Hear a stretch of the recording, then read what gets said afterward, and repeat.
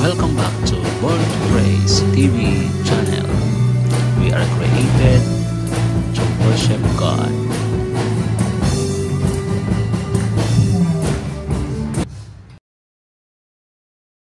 Whoever has my commands, take note, whoever has my command and keeps them is the one who loves me.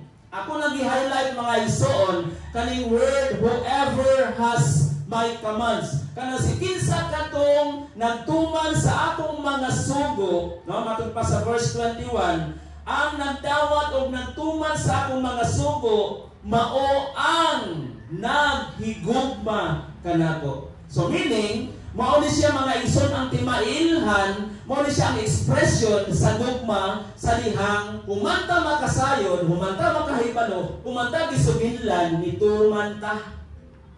Mao ni siya ang atong concrete ebidensya nganong nahigugma tas Ginoo.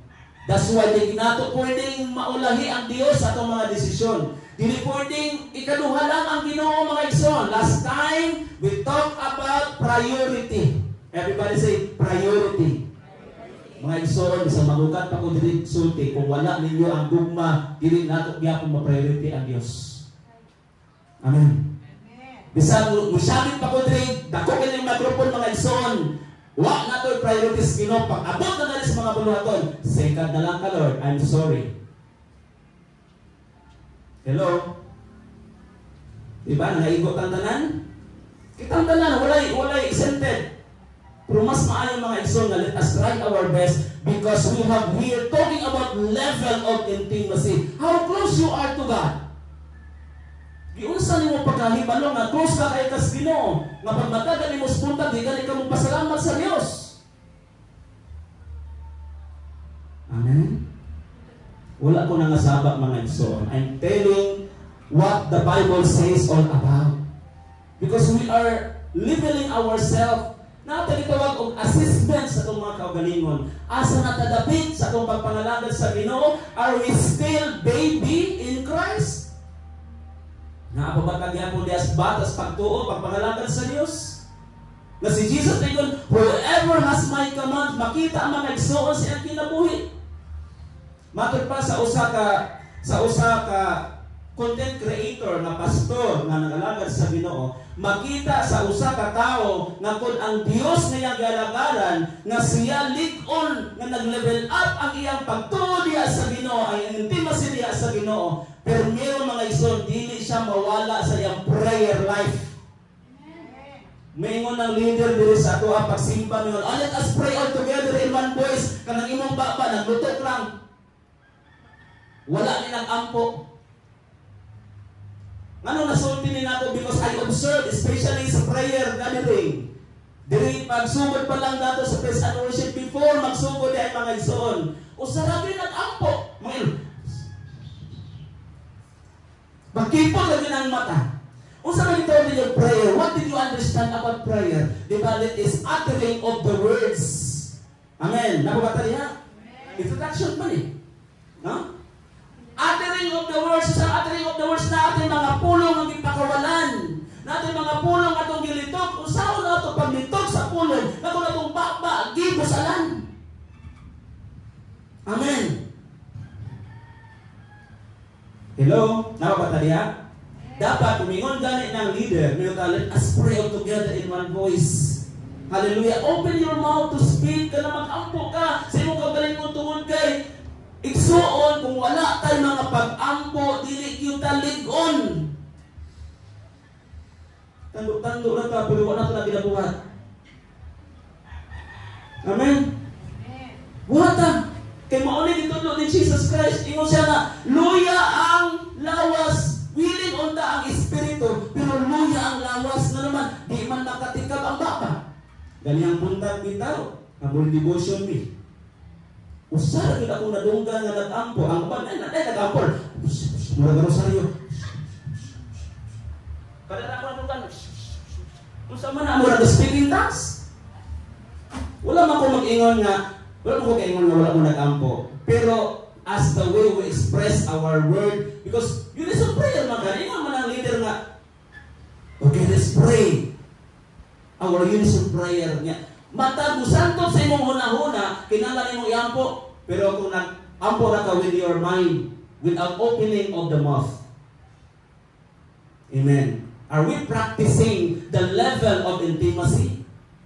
Ngayon mo man si Jesus na whoever has my command and keeps them is the one who loves me. Because whenever you express your love to God, of course, na action na makita mo.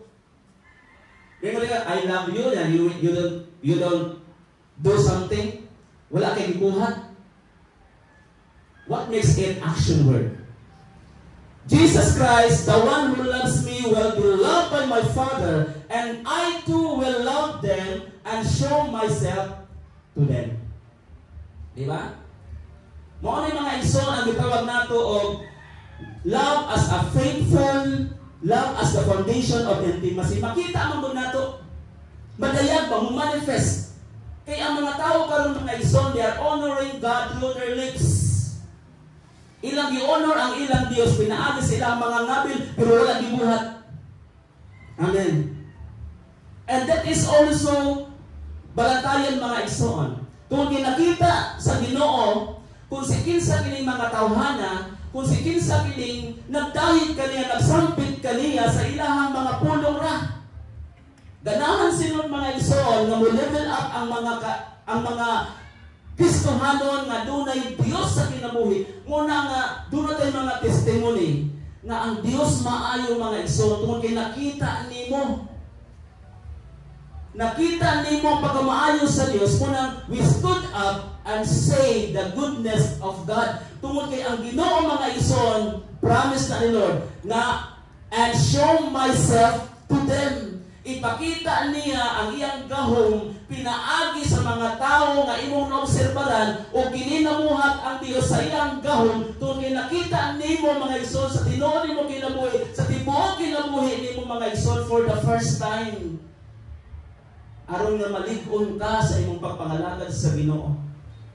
Aron nga masatisfied ka na ang Dios nga imong gialagaran, nga imong gisunod mga igsoon, nga imong gituuhan, tinuod siya nga Dios, nga nagtuman siya sa mga pulong. And His promise as His foundation of intimacy, and I will love them and show myself to them. Ngunit gusto may tabok sa Dios mga igsoon. Ganahan si Lord na dunatay agi sa pagpangalagad sa Ginoo. Ha? Dunatay agi sa pagpangalagad sa Ginoo. Dili na makaibalot ang one thing. We desire ta more to know Him. Mao ni ganahan sa Dios mga igsoon nga mutubo ta mo level up ta ba.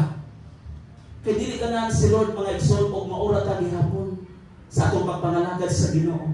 Kinahanglan nga kita mga igsoon mutubo ta because ang saad sa Dios na siya magpakita mga igsoon kanimo diha sa mga mensahe, sa mga panghitabo mga igsoon nga unusual event. Unusual scenario nga wala nimo mahibalang sa unang panahon nga wala pa ka na Kristohanon. Kay nga naman the more nga nisuot ka sa Ginoo, the more nga dunay tay level of intimacy diha sa Dios, the more tang pakikot sa Ginoo sa iyang pagkamaayo. Amen. Ato pagpakon si Lord mga igsoon. Hallelujah. And take note, dili lang si Jesus and His Father also ingon siya. Then the one who loves me, whoever has my command, the one who loves me will love by my Father. Gihigugma sa Dios mga igsoon. Pagpakita sa iyang gahom. Next, kami gitawag nato og ikatulo. Under sa love as the foundation of intimacy. Number 3, the relationship between love and intimacy.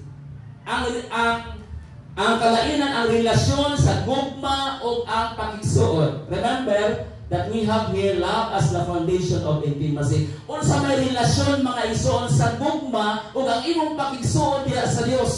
Nahimo ba ta sa tinuod tungod sa gugma? Yes. Lataw na to ang John chapter 14 verse 23. Unsa gisulti ni Jesus Christ? Ningon dire. Jesus replied, anyone who loves me, take note, anyone who loves me, unsay mahitabo ang product sa gugma? Obey. Obedience. Will obey my teaching. Will obey my teaching. My Father will love them. O kanin them, I hope, usa na ta ani. Inanay mo tapat, usa na to anak. Usahay magduha-duha ko tag-ingon. Magduha-duha tag-ingon kay maglisod matagbuhat. Ako na mga igsoon, besides sa atong mga weakness, ay nagkaulaw ko. Kita dito tanan, pero wala naman yung kamot ha. Kay, unsa may atong mapalaan ni mga igsoon, ulit mo try. Kaya nga naman, di ka mo try, kaya nga naman, masinir mo kong tagbuhat, sukat pa 2024, mas katulik na, hantod karon 2023 na gani. Di ba? So, obey my teaching, my Father will love them, and we will come to them and make. Asa diri ang itawag nato og love. Asa diha ang intimacy. Ato ba na-identify? Kanang obey. Anyone who loves me, that is love. The product of love is obedience. Ang intimacy niya, asa? Father will love them, and we will come to them. Kanang we, both the Father and the Son. We will come to them and make our home with them. That is intimacy. Kung close ka, kung dili ka close, papuyon ka dito sa langit kung himaya sa Dios. Dili. Muna pag matinun-anon sa itong pagpangalagad. Ayaw on and on pagpangalagad sa Ginoo. Bahala o wa kay sakyan, sakyan na imong tiil, kay maklaro pamanadagway ang dalan. Amen? Bahala, nag-init ka ng panahon, mapagod ta, kaysa mapagod ta sa imperno nga angto sa kanturan tang mapagod. Amen? Munang, wala pa ni balik si Lord mga igsoon. Tungkol kaya ang imong intimacy sa Ginoo, dili pa kayo klaro. Mura ba ito na bang gabon ba? Nasigiran ka dagong. Saan mo na yung kinabuhi? No, sige naman ka dagong. Nga naman, wala pa kayo level of intimacy. Kung ano tas pagpanalanggan sa Ginoo, saan man pagpanalangin sa Dios nato, nga mas maayo kung makailang kahintang sa Ginoo, kahintang sa itong mga igsoon nga wala mo ila sa Dios kaysa imong kahintang. O di ba? Daghan kaayo kag tubangon nga dili ta makasugakod mga igsoon tungod kay atong level of intimacy gamay pa gyud kaayo. Ano sa man imong increase ang ato ang level mo ng level gani ang grade ang kanang kinder dili man na magpabiling kinder. Mupasar gid na.